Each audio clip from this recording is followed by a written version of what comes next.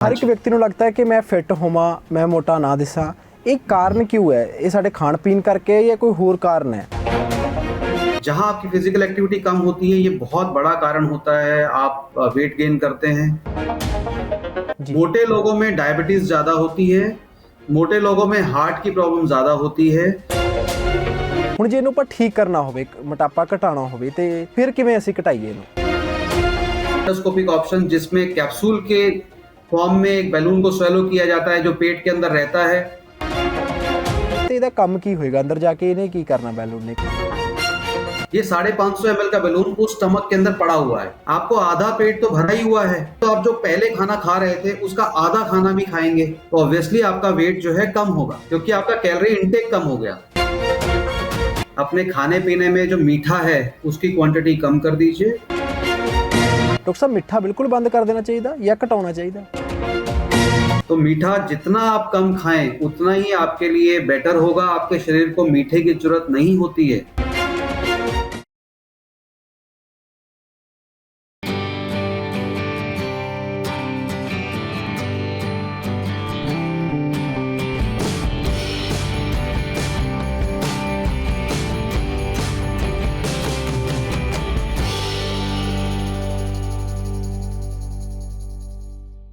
Prime Asia TV ते तुहाडा स्वागत है। मैं हाँ आनंदप्रीत सिंह प्रोग्राम लैके हाज़र हाँ जी प्राइम हैल्थ।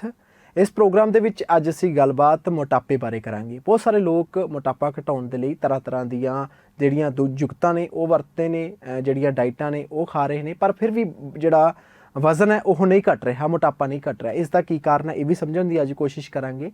दूसरे पासे अज असीं गलबात करांगे कि मैडिकल साइंसिस दे विच जिहड़ियां नवीआं तकनीकां की आईयां ने, प्रोसीजर की नਵੇਂ आए ने, उहदी भी अज गलबात करांगे। साडे नाल डॉक्टर पंकज कुमार हंस जी होणगे, Asian institute of medical sciences Faridabad तो जुड़नगे। डॉक्टर साहब बड़े महार डॉक्टर ने ते मोटापे दे बारे अक्सर जिहड़ी है बड़ी अहम जानकारी साझी करते रहंदे ने। सो अज साडी खुशकिस्मती है असीं डॉक्टर साहब नाल जिहड़ा मोटापे बारे गलबात करांगे। सब तो पहलां असीं डॉक्टर साहब दा स्वागत करदे हां। डॉक्टर साहब बहुत बहुत स्वागत जी।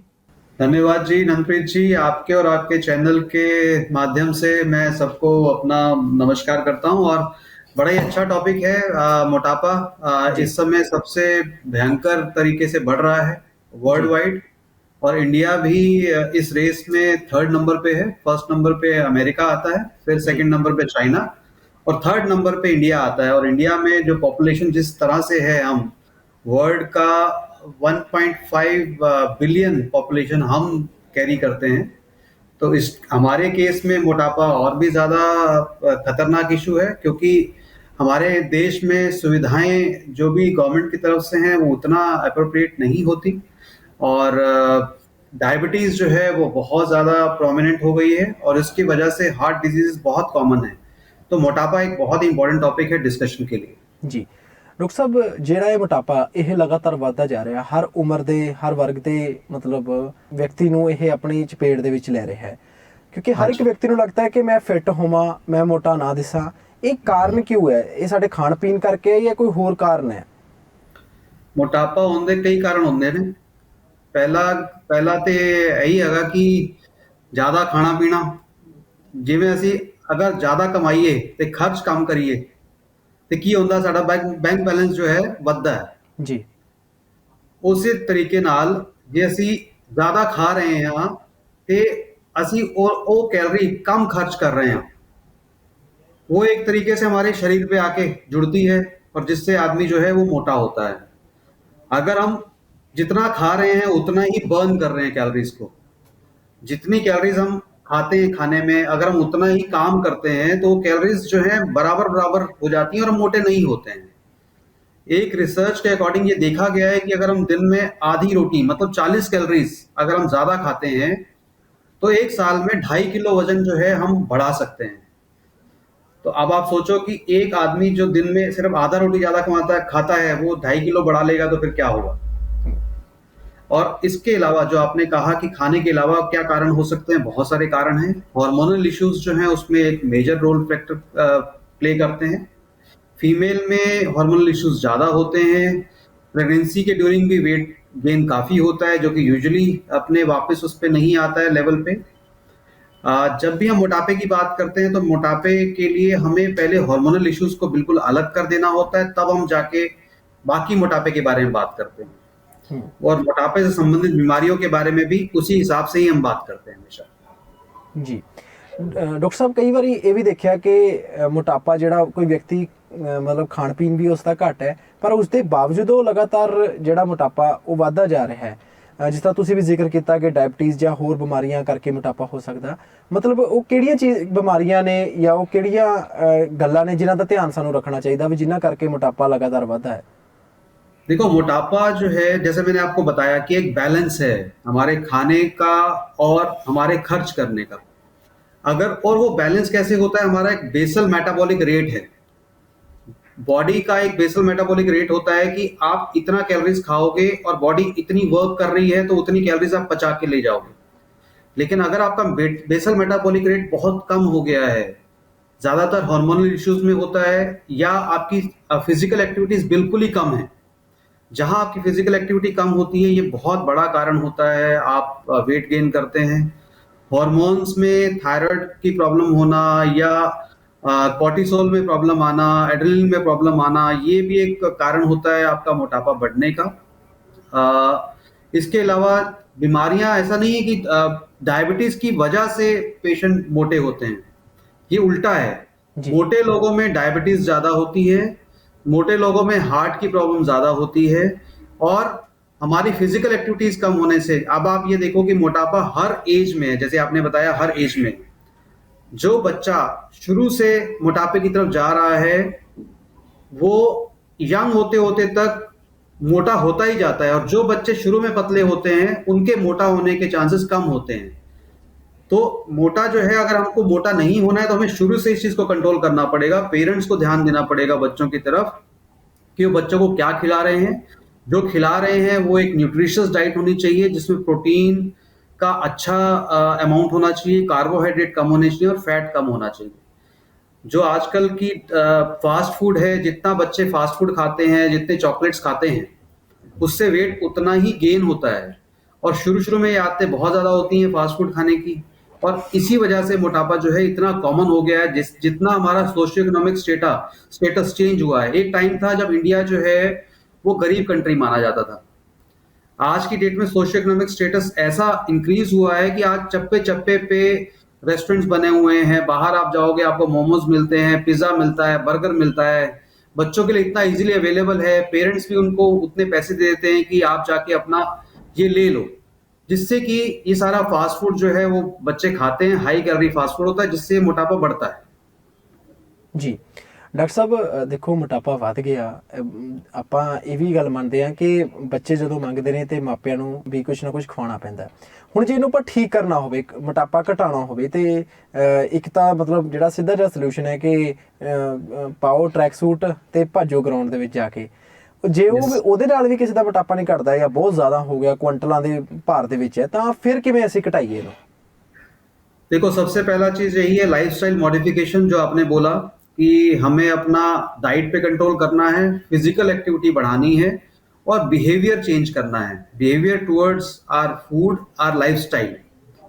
फिर उसके बाद आता है हमारा मेडिकेशंस, फार्मेकोथेरेपी, और थर्ड नंबर पे आता है सर्जिकल प्रोसीजर, सर्जिकल ऑप्शंस।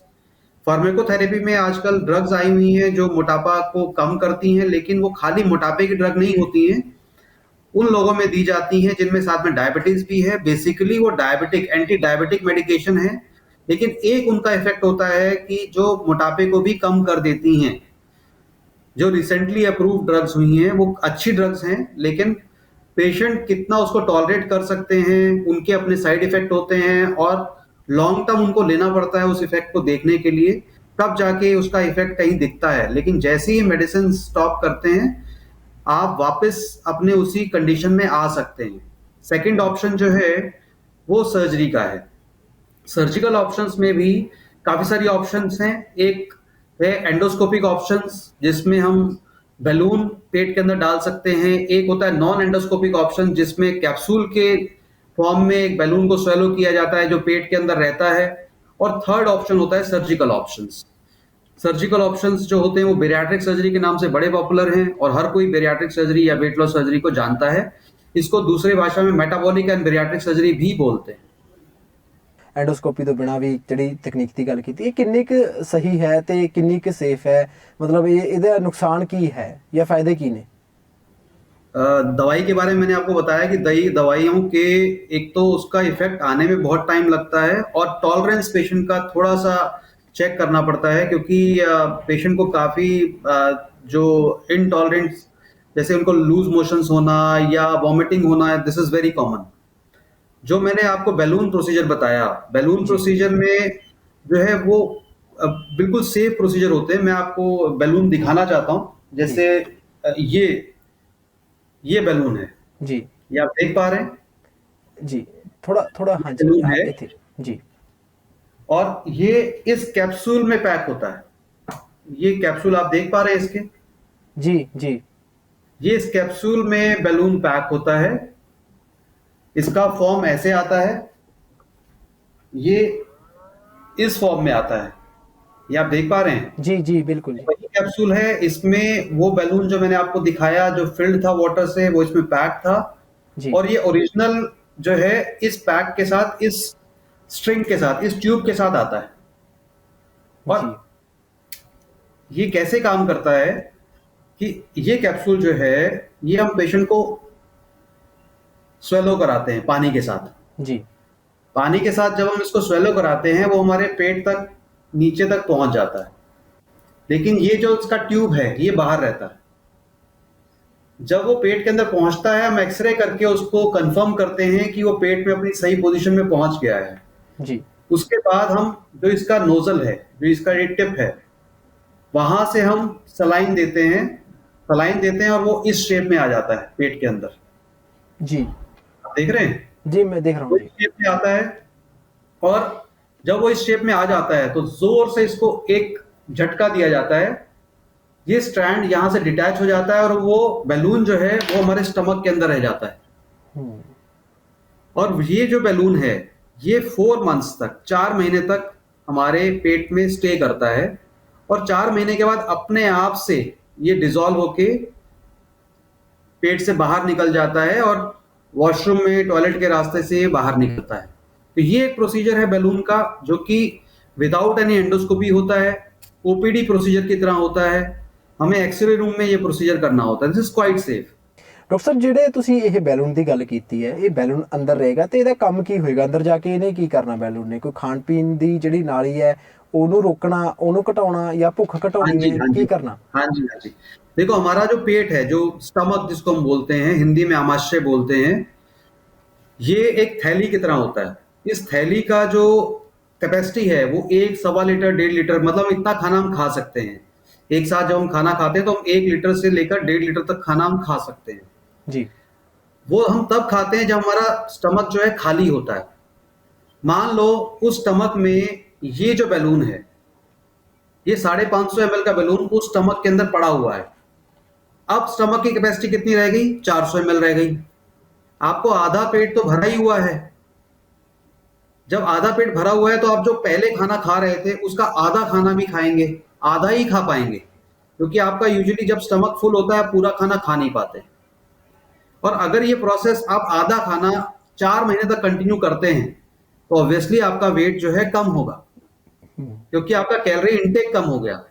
और धीरे धीरे आप वेट लॉस करते जा रहे हैं, वेट लॉस कर रहे हैं, आपको अच्छा लग रहा है, आप एक्सरसाइज कर रहे हैं, आप मोटिवेट हो रहे हैं, आप जिम जा रहे हैं, जिससे कि आपका वजन और अच्छे से फॉल होता है। तो ये एक तरह से ये आपको एक जैसे होता है ना कि एक स्विच ऑन होता है। जो पेशेंट जिनका वेट बहुत ज्यादा नहीं है, जैसे 100 किलो का वेट है, उनको लग रहा है कि वो वेट कम नहीं कर पा रहे हैं, उनको एक ऐसा पॉइंट चाहिए जिसमें कि उनको थोड़ा सा बेटर फील हो और कहीं दिखे रिजल्ट की आ रहे हैं, तो ये उसके लिए ये टेक्निक बहुत अच्छी है।